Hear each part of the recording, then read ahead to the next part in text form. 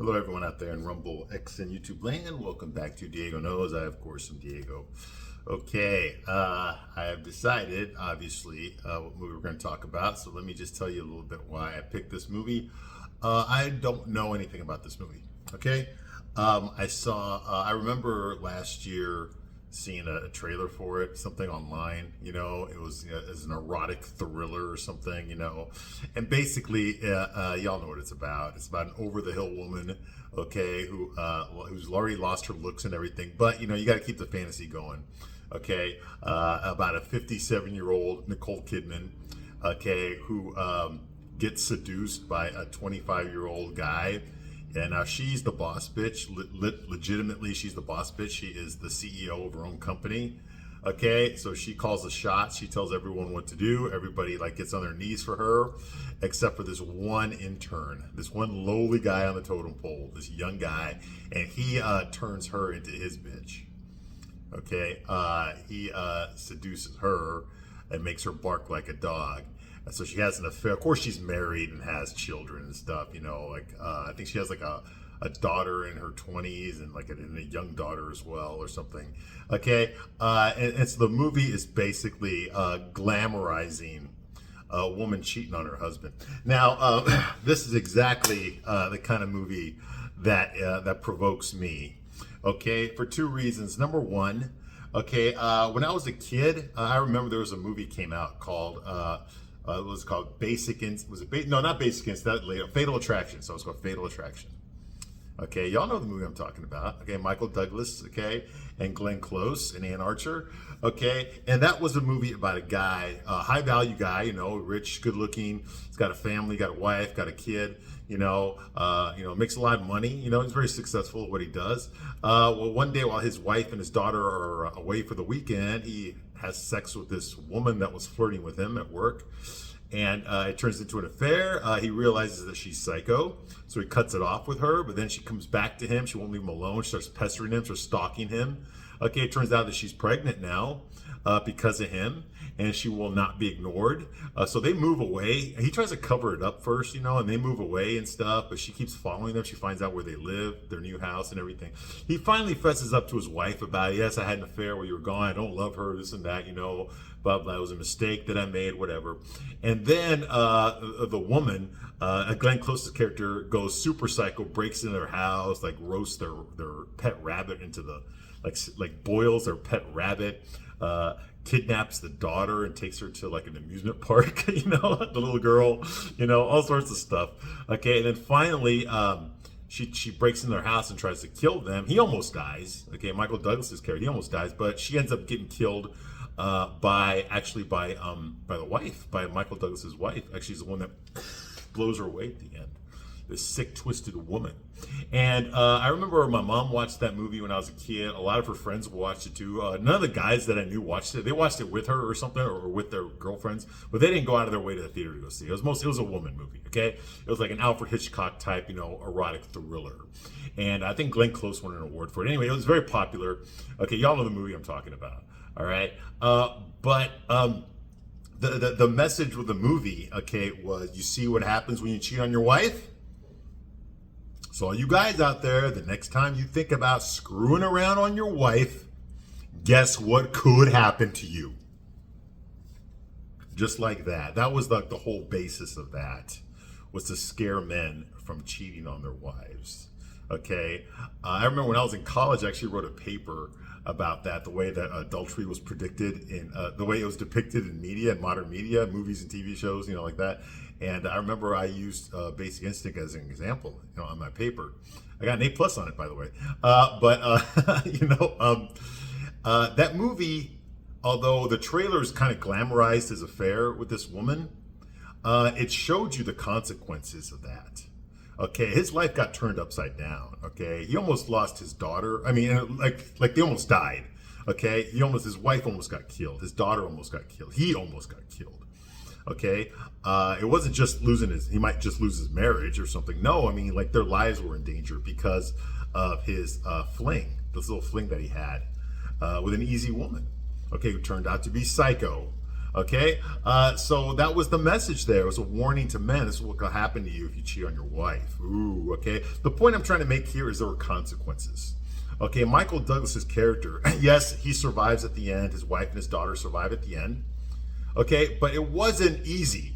Okay, the repercussions were pretty strong for him in that movie. Okay, he definitely paid for what he did.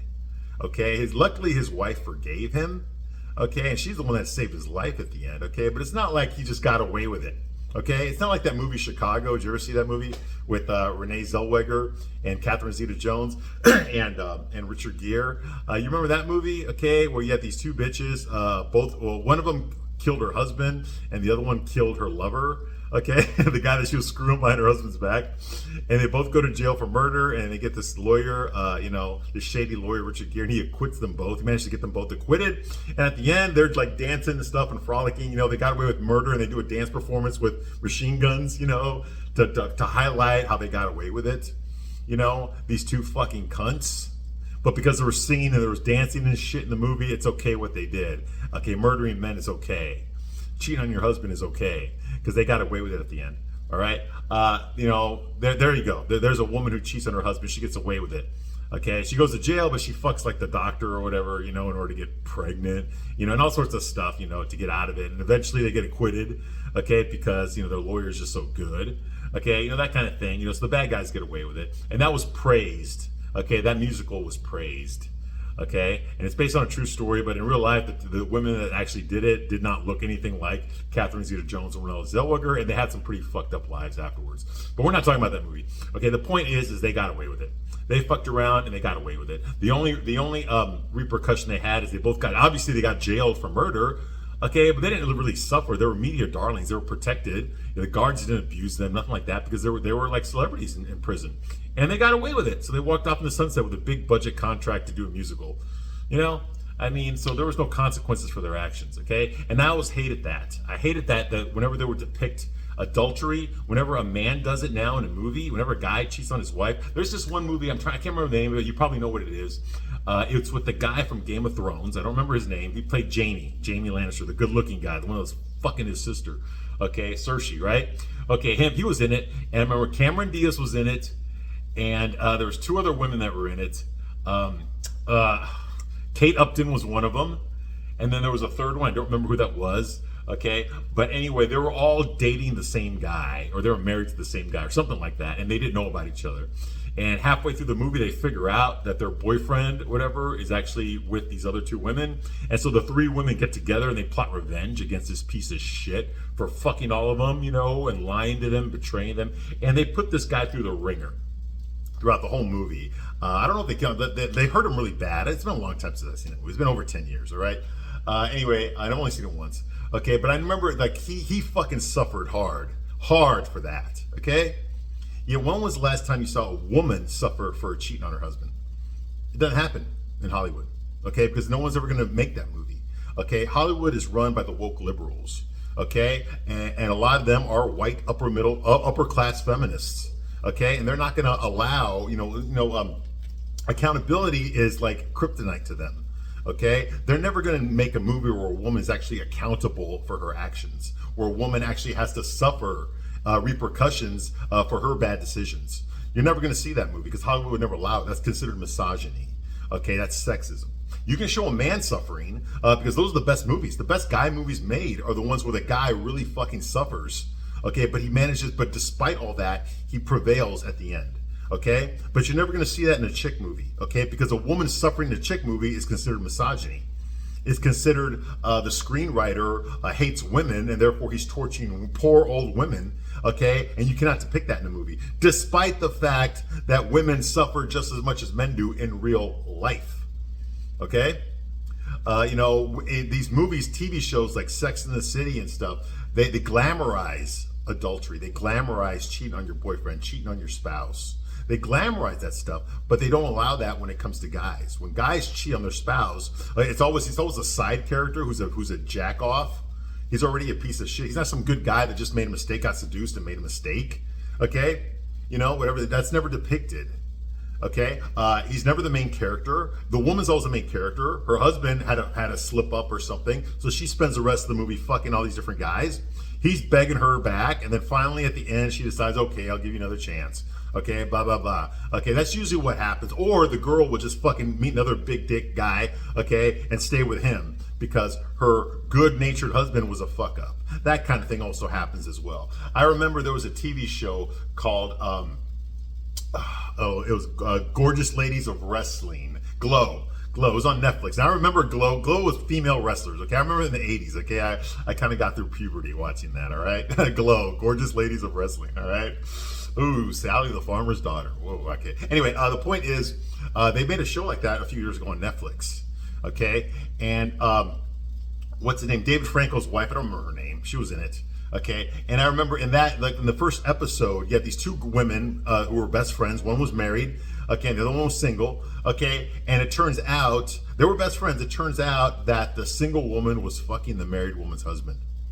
And she finds out about it in the first episode, so now they're not friends, okay? Now they're not friends anymore, okay? And she's guilty about it. You know, the other girl is guilty about it, you know, for what she did, whatever. And she tries to win back her friendship. She tries to apologize. I never should have done it, blah, blah, blah. They say enemies, but they both get cast in this Gorgeous Ladies of Wrestling. They both become female wrestlers, okay? Well, obviously the married woman divorces her husband, okay? And the other girl doesn't want to be with him. Like, she's not in love with that guy. She was just lonely, so she was fucking her best friend's husband. All right. Later on, and we're supposed to feel sorry for her, the one that was fucking her best friend's husband, because it turns out she's kind of a nerd girl. Like, you know, like she tries to do things and she constantly fails. So you're supposed to feel empathy for her, like a Bridget Jones type thing. She tries to do something, she falls down, she trips, you know, she applies for a job, she gets rejected. You're supposed to feel sorry for her because her life is just a mess. Damn it, you know, nothing ever goes right for me. That kind of thing. They roll with that throughout the whole show. Finally, at the end of the first season, she meets this good guy he's like a production manager or something. He's in charge of the lighting, the special effects, or whatever. And she meets with him, the cameras, that kind of stuff. He does the camera work and all that kind of stuff. And he's a good guy. He's actually not a piece of shit like all the other guys on the show. And she gets with him, and they become boyfriend and girlfriend. Okay, but she can't help fantasizing about this old fucking fucking chain smoking piece of shit manager. Okay, with a big mustache and big glasses. Okay, she can't stop. He's an asshole. He even tried to fuck his own daughter before he knew that was his daughter. Okay, she can't help fantasizing about him, and she ends up cheating on her good boyfriend to be with this piece of shit manager. Okay, by season 2. And I'm thinking to myself, what the fuck? How the fuck is this show trying to make me feel sorry for this bitch? Because she falls down and she applies for a job and gets rejected. How the fuck am I supposed to feel sorry for her when she's a fucking cunt? She's a fucking cunt. I don't care how nice she comes across. She's a fucking cunt. Why the fuck do I give a shit what happens to her? You see what I mean? She's a fucking cunt who plays the victim. And she's the main character of the show. She's the identifier that the women that watch the show, they're supposed to identify with her. Okay? They see the world of that TV show through her eyes. This fucking piece of shit woman who acts like a victim. Who acts like life just never goes good for her. She's always depressed, you know, she's always insecure and nervous and stuff, you know. And I'm like, you're a fucking cunt. Why the fuck do I give a shit what happens to you? I don't. And the show got canceled. It got like season 2. They never made a season 3. It got canceled because nobody was watching it. Because nobody wants to watch that shit. Okay? It's one thing to make an asshole the main character. It works sometimes. There was a show called Prophet in the 90s. I don't know if y'all saw that. I mean, it only lasted 1 season, but god damn it, that was a good fucking season. Okay? This guy's a fucking psychopath, and he's the main character. He's fucking everyone's wives at work. He's fucking getting people fired. He's getting other people arrested, his enemies. He's like getting rid of everybody. All the good guys that are trying to stop him or that are on him, he gets rid of them all, you know? But he was charming. He was charming. And the way he did it was so Machiavellian. It was great. I mean, it was great theater. Sopranos, there's another example, okay? Tony is a fucking bad guy. I know you relate to him. Guys, we love Tony Soprano, not because we are Tony Soprano, but because we wish we could be. We wish we had that kind of power. We wish we had that alpha mentality. Okay? We wish we fucking men would piss their pants rather than fucking piss us off. You know? We wish we had that power of life and death over assholes like Tony Soprano did. Okay?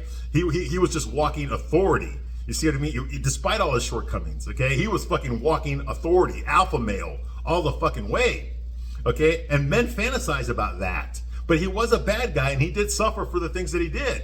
Okay, and at the end of Sopranos, yes, he did. Him and his family do get whacked in the last episode of Sopranos. They don't show it, but it was implied. He gets whacked. The guy that walked into the diner and just stood there all nervously looking, and then he walks in the bathroom. He walked in the bathroom to get the gun. Okay, and then the camera goes to black. Yes, Tony and his family got whacked. His daughter, his wife, his son, they all got whacked in that diner. Okay, so it's not like he got away with anything. Okay, he got away with a lot of stuff until finally it was time to punch his ticket, and his family had to suffer for his choices. Okay, that's good writing.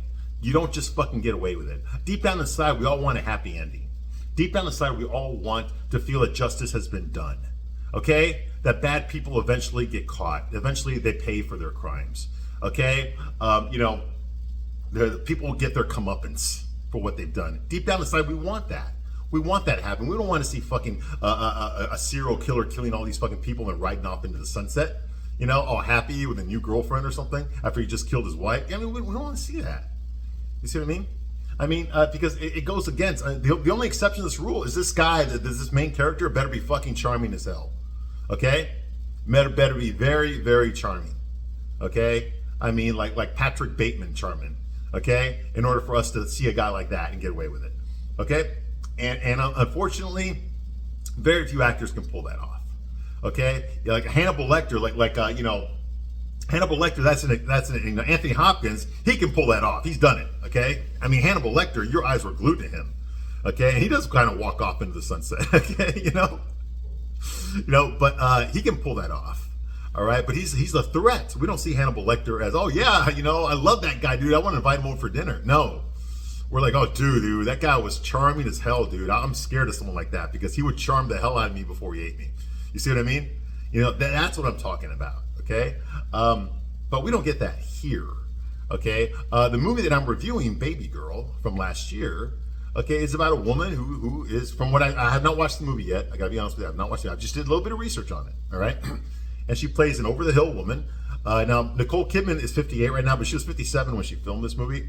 And she's playing a 49-year-old. So that right there tells you something. Okay? Full of Botox and shit. This is a fantasy for women. A fantasy that a woman that age, a woman who's 49 but really, 57, can pull a hot young stud that works for her, and can get her off, can get her orgasms left and right. Now, this is actually a male fantasy. Okay, but this is written by a fucking lesbo bitch, European, of course, from Dutch. She's Dutch, and so this is her fantasy. This is her fantasy because she's fucking ugly as fuck. Look at her, dude. She looks like a fucking horse. Okay, like a horse mated with a fucking pig. Okay, she's made jokes about her being a lesbian. Okay, but there's no man in her life or nothing like that. Okay, yeah, she's just another fucking man-hating whore from fucking the Netherlands. Trying to make it in Hollywood as an actress, she failed because she's too fucking ugly. All right, so she went off as a director, and she's actually failed at that as well. The only awards she's won, all of her movies have flopped. The only awards that she's won, she only made like 3 movies. All right, and the movies she has made, okay, are fucking just woke garbage. Okay, and this is nothing more than woke garbage. Okay, that's what this is. That's what Babygirl is. I can tell you that right now. I've not seen the movie yet. This is just woke garbage. It's a fantasy. Women want to believe, okay, but it's not true. It's not true, okay? The difference, I say so over and over again, I'm going to say it again, the difference between a guy movie and a girl movie, okay, is when I walk in to see Die Hard, okay, I know goddamn well when I walk out of that theater, that's just not going to happen to me. I'm never going to be put in a situation where terrorists take over and I got to fucking save the day, okay? That's never going to happen to me. Okay, women watch shit like this and they think it's gonna happen. Oh, it happened to Nicole Kidman in that movie. It's gonna happen to me too. No, it's not. No, it's not. Okay, this is fantasy. This is bullshit. This is bullshit. Okay, and I'm gonna give you a straight man's point of view because there was no straight men involved in this movie. I can tell you that right now. Okay, even the director, I can't pronounce her name. I think it's her director's name is Helena Rain or something like that. I don't speak Dutch. I don't know. Okay, but even her dad was fucking gay. Okay, her dad was a homosexual. Okay, so that should tell you something about the way she was raised. Okay, you're right. I'm pretty sure her mom didn't have very many orgasms growing up. So this director, she decided to make a movie about a woman whose husband, she read an article or something about a woman who was married for 25 years and never had an orgasm with her husband. So this was the impetus for her to make this movie, okay? No one ever makes a movie about a guy who's not happy with his wife. That never gets made. You never see a movie where a guy is fucking suffering because his wife looks like shit, but it's not the way she used to look like, or she doesn't pleasure him in bed. We're just supposed to suck it up, okay, and maybe buy her some chocolate or take her out to dinner more, or fucking no, actually don't do that. Don't buy her chocolate either. What the fuck am I saying? No, take her out on dates more or something. Tell her she's beautiful. Buy her some lingerie. All that kind of bullshit that doesn't fucking work in real life. No, we just have to suck it up, okay? But when a woman's not happy, she has every right to go out there and fuck another guy because she's exploring her sexuality, okay? And if you don't like it, that just means that you're a caveman stuck in the Middle Ages who's scared to death of a woman being in charge of her own sexuality, okay? That kind of thing, despite the fact she's fucking married. Okay, and I can tell you right now, I have not watched the movie, but I can tell you right now, her husband is going to be okay with it. He's either going to say some shit like, "Oh, can I watch?" or he's going to like forgive her, like immediately, just like no repercussions, no consequences, no nothing. I doubt he'll even get mad about it. All right, because that's what women want to see in these movies. They want to know they can fuck around and it'll be okay. All right, the women deserve the best. Men don't deserve the best. Okay, that's why they're with you. Okay, but you deserve the best. That's why you got to fuck around with him. You see what I mean? That's the message being said here. Okay, that's what the director's going for. That's the reason guys don't watch these fucking movies. That's the reason lonely, frustrated, unattractive women watch these movies. Okay, it's because they're kind of hoping it'll happen to them. I've seen way too many fucking trailers involving shit like this. There's one I saw. I don't remember the name of the fucking movie. I saw a trailer. Emma Thompson. I think she has a she has like there's something with like Idris Elba is like some male model or something who even though he doesn't look like a male model, okay, he like has sex with her. She has an affair with him, even though fucking Emma Thompson is butt ass ugly. And even though I'm not gay, Idris Elba is like better looking than she is, and he's a middle-aged black guy. Okay. He's Black Superman. I'm canceling the apocalypse. Yeah, but not with Emma Thompson. You know the movie I'm talking about. I don't know what it is. I didn't watch it. I just saw a trailer for it when I was in a movie theater. Okay, there's another fantasy. Ugly woman gets a good-looking guy. All right, there's another one I saw with Tilda Swinton. She gets some super good-looking black male model who's a genie or something. Like 60-year-old androgynous Tilda Swinton. Okay, yeah, he's like some 20-something-year-old, good-looking fucking young genie or some shit that just shows up to fulfill her every fantasy or some shit. But you never see this happen to guys.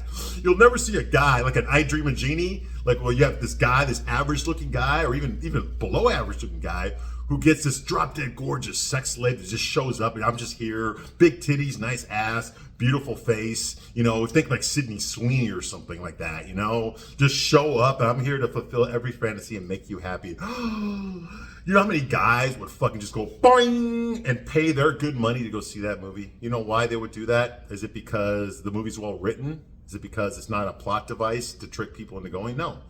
The reason they'll do it is because they haven't gotten that. We haven't gotten anything like that. Okay? Movies are not made to cater to men. Okay, that's why Disney and Warner, but that's why they're all losing. That's why they're losing money. That's why nobody's going to theaters. There's nothing for us to see. There's nothing for us. Yeah, you tell us something like, oh, here, we got a new Indiana Jones for you. You'll love that. You love Indiana. Yeah, we do. Then we actually pay our money to see the movie, and it's just some fucking unattractive bitch, outclassing Indiana Jones and everything. Calling him names, disrespecting him, emasculating him, fucking knocking him out. Okay? Emasculating him throughout the whole movie. And he's just a wimp soy boy. And that's not the Indiana Jones I want to remember. That's not the Indiana Jones that I grew up with. He wasn't some fucking beta male, old, depressed, fucking suicidal guy. Okay, being told what to do by some fucking third wave fucking lesbian coded feminist. No. Ugly lesbian coded feminist. No. That's not what we want to see. And that's why that movie failed. That's why Star Wars failed. That's why the Marvel superhero movies are failing. Okay? It's because they're not giving the men what they want. And that's why the box office is failing, okay? You can't fucking tell half your demographic to go to fucking hell and expect us to go see your movies.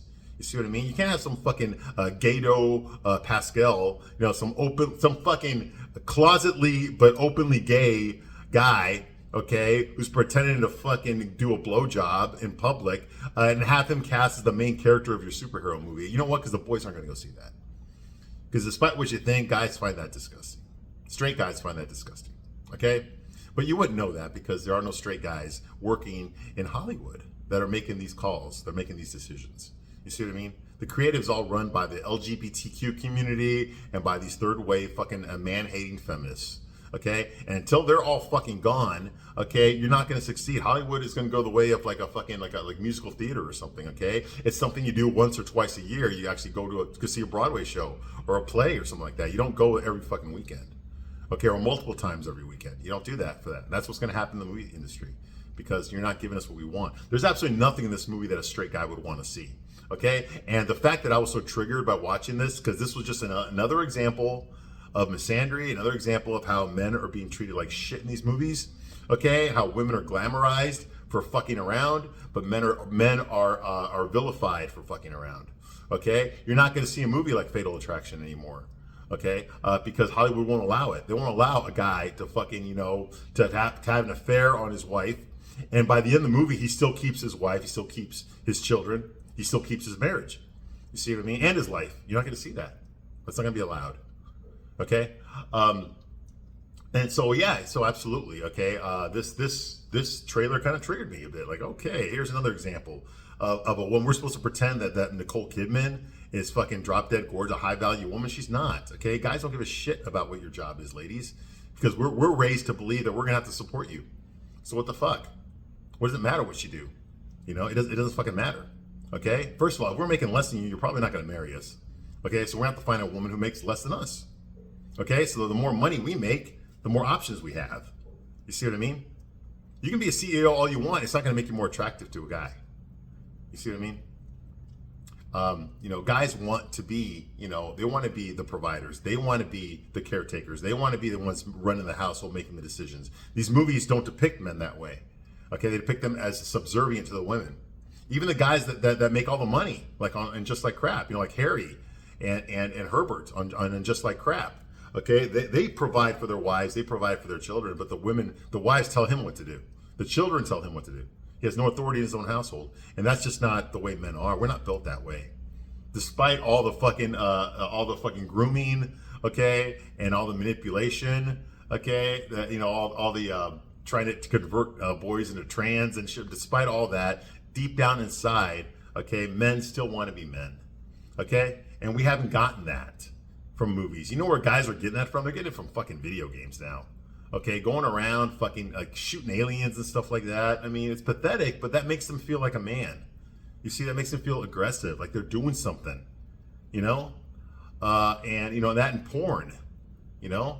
That's all men have today. Okay, so you wonder why they're not asking out girls. You wonder why, they're not fucking on dating apps and shit anymore. The dating app industry collapsed. Because guys figured out that they got to pay for a fucking app where women never swipe right on them. Okay? Because women only swipe on the top 10% of the guys that are on there. And the guys are the ones paying for the app. The women don't pay for it. You see what I mean? And they're not getting any matches. So like, what the fuck, dude? It is grim. It is grim. Why do you think I made this channel? I want guys out there to see this. I want women out there to know what guys are going through. Okay? It's not fucking, y'all act like we're born all privileged and shit because we were born with a fucking penis. Like we have something to answer for. We have reparations to pay because we're born, but no, we're not. Most of the guys you're going to see out there in America were raised by fucking single moms. So they're fucked up adults. It's because of you. It's because of you. All right? So, it's about time some accountability got shown. And I think it's starting to happen. Sorry about that. I think we're going to start to see it now. Okay, because, thank God we live in a capitalist society. Because as long as we're capitalism, okay, as long as capitalism is what we're doing here, then whatever makes the most money wins. That's what's going to influence culture, whatever is the most profitable. And if you keep producing shit that doesn't make that loses money, okay, you're going to have to quit making it. Otherwise, you're going to go out of business. Like, you see what I mean? And guys are telling Hollywood what they want, but Hollywood's not listening. They don't want to do it.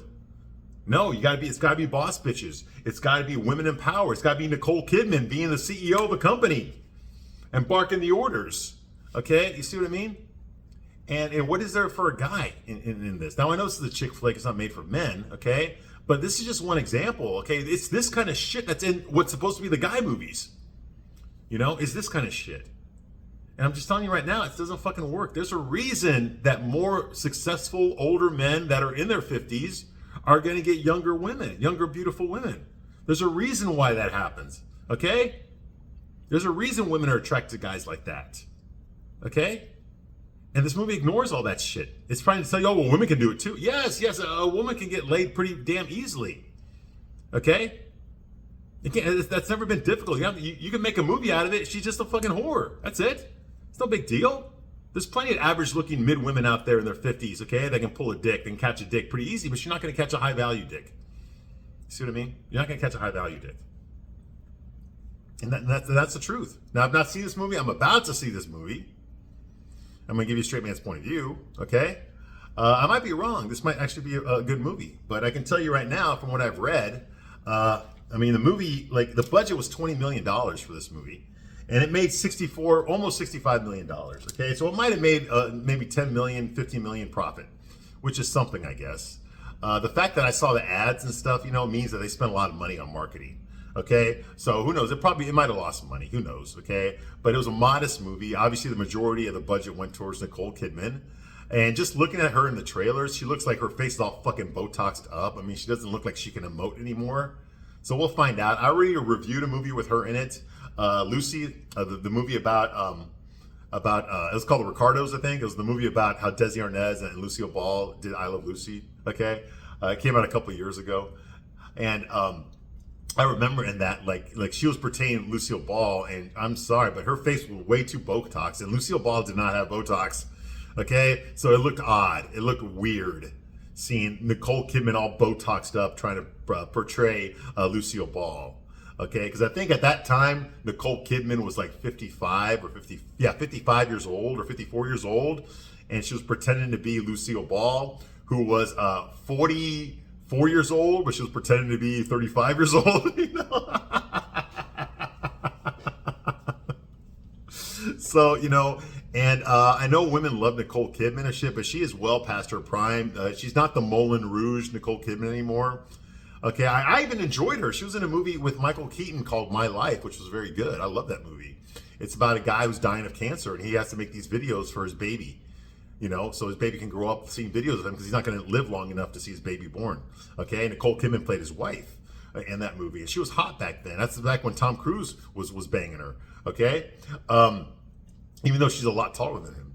Anyway, what do you call it? But she looked natural back then. But of course, you know, she had her midlife crisis, and she started Botoxing her face up, and she does not look natural now. And now the only time you ever really see her in anything is when you go to the movie theater. She's the one telling you how fucking great movies are. She's in the audience there. You know, she's just sitting there, you know, in the theater doing a commercial for the movie theater. Like, nah, dude, bitch, you are past your prime. You are not A-level anymore. You know, like that train is come and gone. You know? But they still casting her like she is. Like she's still high value. Like she's still young and beautiful. She's not. I'm sorry, Nicole. You had your time in the sun. It's time to step away and let the younger women have their place. It's their turn now. It's their turn now. Yes, there are some women out there, some older women, you know, that want to relive their youth, that fantasize about attracting high-value men at their age, in their 50s and 60s. Look at them just like crap, okay? But that's bullshit, okay? The only guy, honestly, ladies, if you're that age and you want to get a high-value guy, you're not. The only guys you're going to get is you might get a good-looking guy who's like a closeted homosexual, but he's going to use you for your money. That's it. He's going to use you for your money. Look at Madonna's boyfriends. Look at Cher's boyfriends. They're all in their 20s, and they're using them for their money. You know, it's awesome when the wife, I've done that myself. It's awesome when you go out to nice places and the woman pays for everything. It's kind of cool. You know, I enjoyed it. You know how many times I went to Vegas? Okay? And, you know, I stayed at the Bellagio. And did I pay for any of that shit? Fuck no. Fuck no, I didn't. Okay?